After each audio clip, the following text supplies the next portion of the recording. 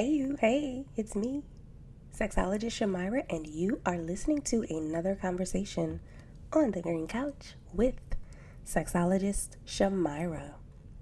So, I want to cap off Sexual Health Awareness Month. As you know, if you've been listening to other conversations, you know that we've been talking about sexual health and sexual health awareness and things that happen on a daily basis that affect our sexual health.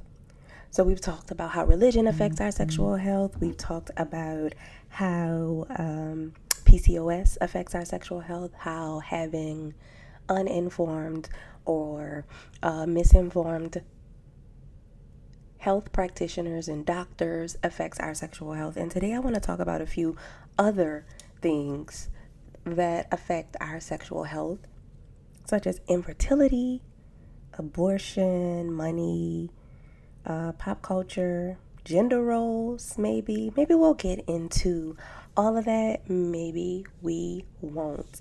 But as Sexual Health Awareness Month is coming to an end, I don't want this to be the last conversation on sexual health awareness that we have. We know that sex education saves lives. A lot of you reached out to me. A lot of people reached out to me after some of these conversations, said that they have been having different conversations with their doctors. Doctors have reached out to me saying that they're glad I mentioned this and asking for resources. Other sexuality practitioners have reached out to me. And so we are out here working and we are trying to give you this information so that you can be better prepared and informed.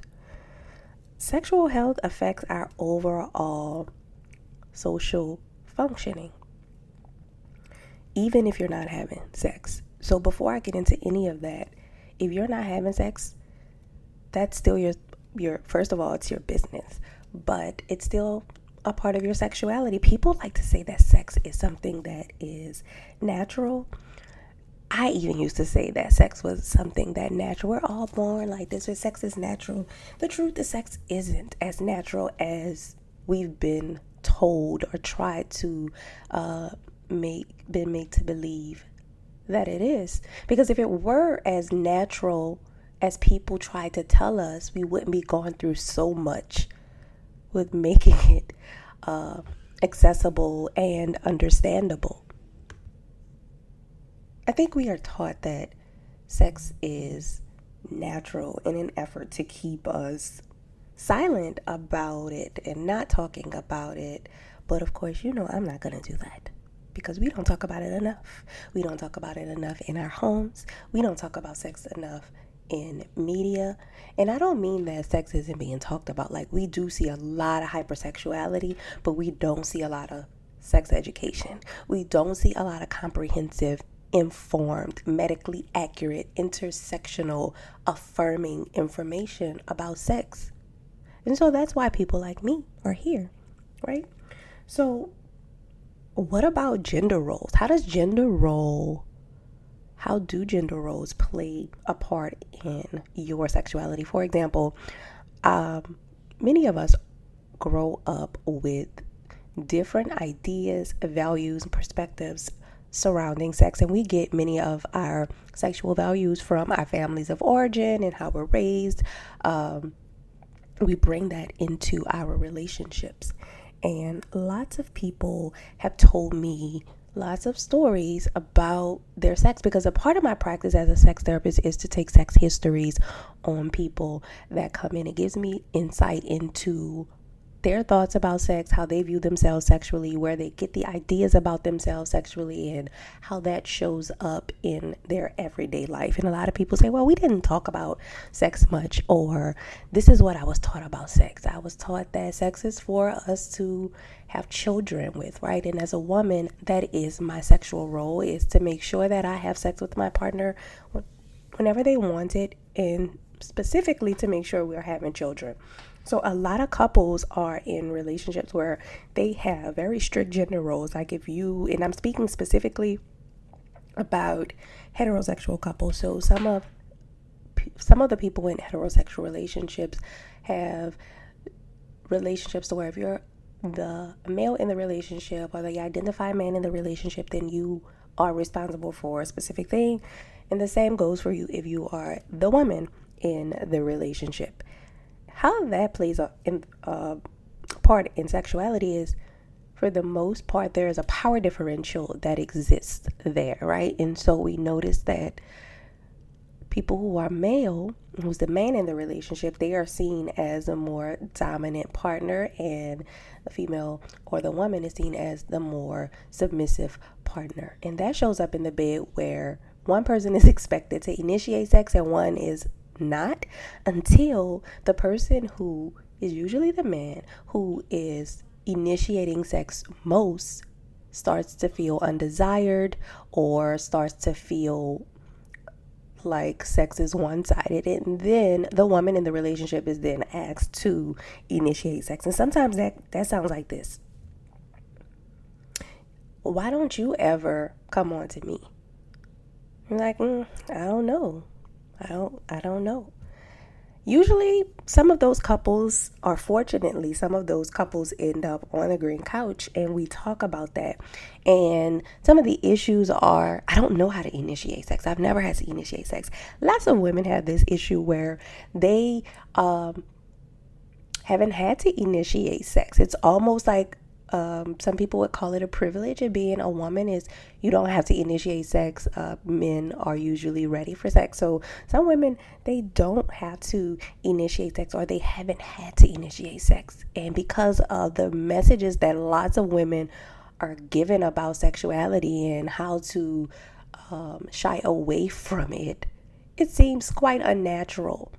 So we have to then teach women how to initiate sex and the power in that.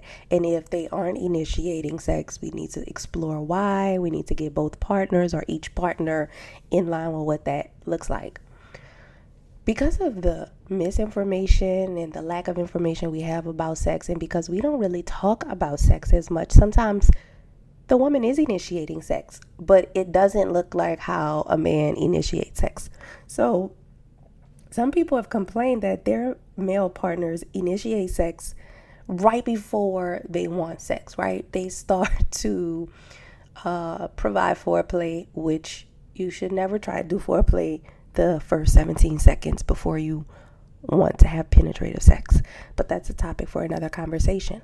So some people complain that that's how their partners initiate sex. They start rubbing their genitals or licking their breasts for about 17 seconds right before they try to insert their penis into the vagina, and that is their way of initiating sex. So for a lot of women, they're like, well, I'm not just gonna get on top of him and initiate sex. And he's like, well, why not? Well, why get on top of me? Like, I want you to do that. Where instead she might wear her hair a certain type of way, or she might wear a certain type of clothing, and for her that is letting her partner know that she's ready for sex, or she's okay with having sex at that moment.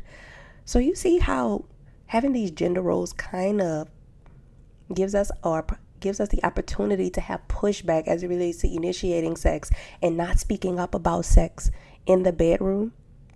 So use your mouth, right? Which is why I created the Use Your Mouth Sex and Relationship Conversation Starter Cards, which are available on thegreencouch.com. These cards actually help and propel couples to start talking about sex and the relationship. So some of the questions, as one of my favorite questions is, what is your best sexual experience, even if it hasn't happened yet? The reason why that's my favorite question is because couples are super scared of that question. That's one of the questions where couples are scared of, because they feel compelled to say, oh, well, my favorite is when we were together. And it might not be. It might be when you were maybe masturbating by yourself, or when you were with another partner, and because of how we are conditioned to discuss relationships and sexuality, we don't feel comfortable doing that. So I just wanted to give you a glimpse into how gender roles can show up in the bedroom and affect our sexuality, and that also in turn affects our sexual health. For couples who have been trying to conceive or who have been dealing with fertility issues, they have some of the rawest moments on the green couch. I remember speaking to someone and they, like others, were super depleted sexually.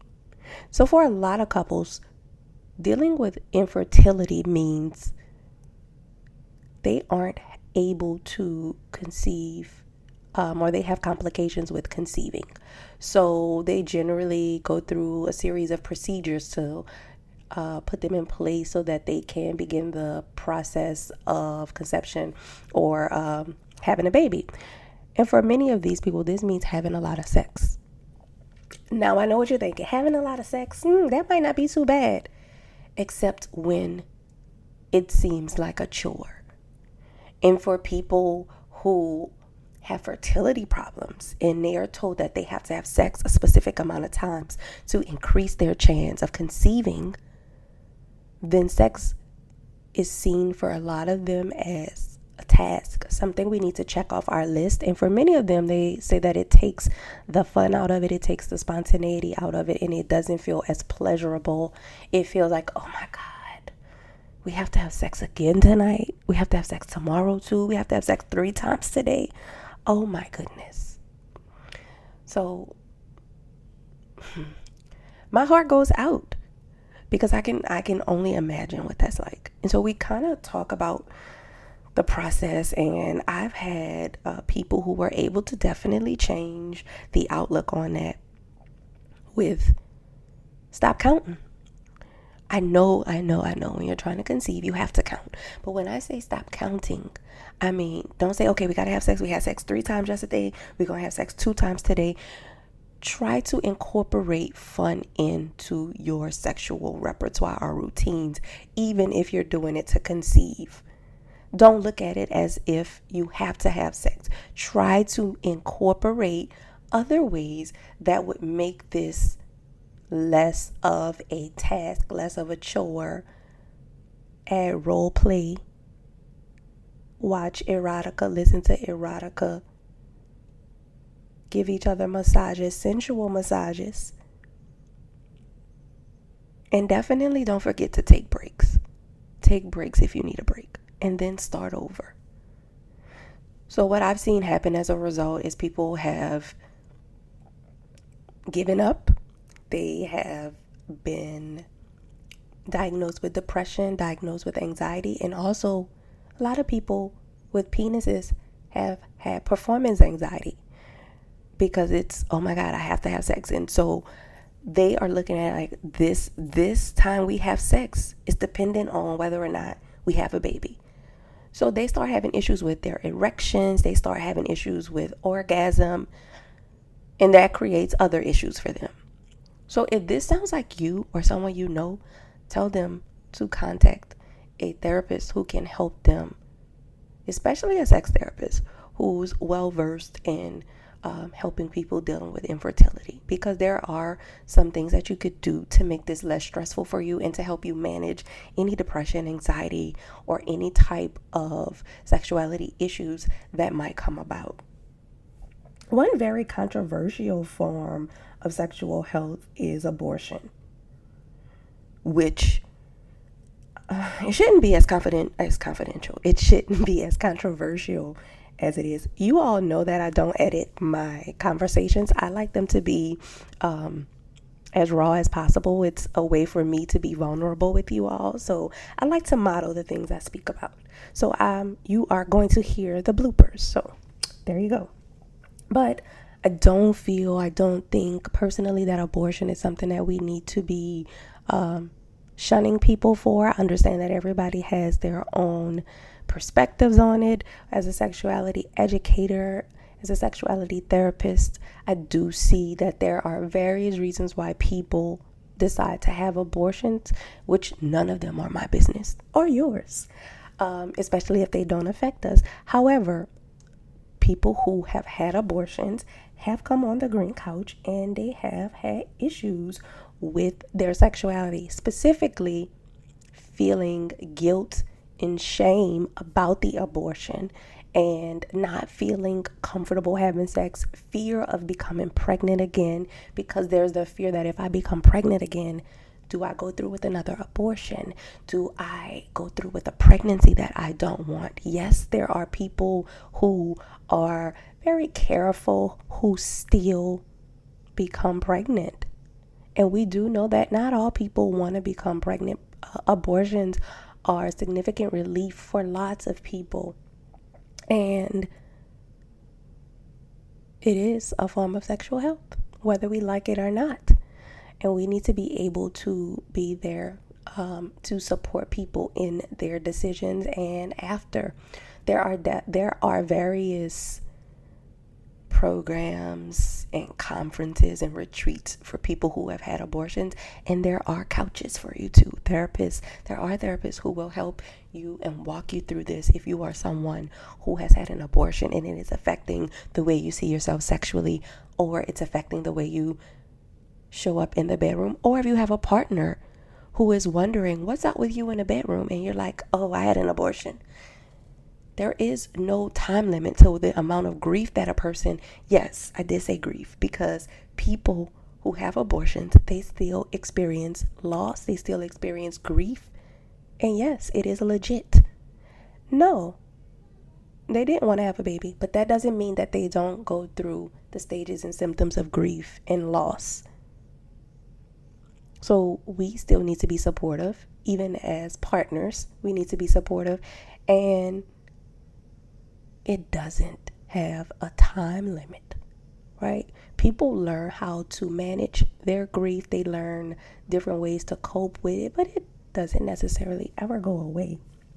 So we need to be able to support people, but you still are worthy of having a healthy, pleasurable sexual experience even after you've had an abortion. Okay? That is how abortion often affects the sexual health of people who've experienced it. And when I say experienced it, I don't mean just the person who's gone through the abortion physically. I mean partners as well. It's loss for partners of people who've had abortions as well, because they're experiencing loss and grief, and they are watching you and trying to comfort you or their partner. So it is something that therapy can definitely help you to overcome. And when I say overcome, I don't mean get over. I mean manage. I mean get to a space where you're not depressed, where you aren't beating yourself up about it, where you feel worthy. A space where you're not guilty and you don't feel shame and embarrassment as much as you did when you first walked in. And one of the bigger issues, I'm going to finish with this, for me, and what's affecting my sexual health lately is, y'all know I live in Louisiana, or you know I live in Louisiana, and my allergies and sinuses are killing me. And if you have allergies and you are wanting to know like maybe why you're so drained, and I know you probably already know this, but allergies and sinuses definitely affect your sexual health. You're so drained. Depending on what's going on, you're tired of sneezing, you're worn out, your head is hurting, there's so much pressure, you can't breathe, you're worried if you are having symptoms of COVID or something else, so there's some anxiety, so you're having some heart palpitations, you're shaking, you're tired. Did I mention you're tired? You're tired. So no, you might not feel sexy if you are going to be sneezing every 17 seconds. So that was a joke, but I am so serious. Like allergies absolutely, and sinuses absolutely have symptoms that interfere with your ability to want to experience sex. That interferes with your sexual health, especially if you take medications, because some medications that we take are decongestants and antihistamines, and we know that they can affect our ability to lubricate. It doesn't work the same for everyone. It doesn't have the same effects on everyone, but we know that for some people, it does affect your lubrication. It can affect your erections for some people. So just pay attention to what you're taking and how it's affecting your body, but also just make sure that you're using your mouth. I hope these conversations have been helpful to you, to your partner, to your friends, to your family, to your friends and followers on social media. and that we can keep the conversation going. October is coming up, and it is one of my favorite months for a lot of reasons, but specifically it is Kink Awareness Month. So I am definitely going to be talking to you and having some conversations about National Kink Month. Until next time, bye you. Bye.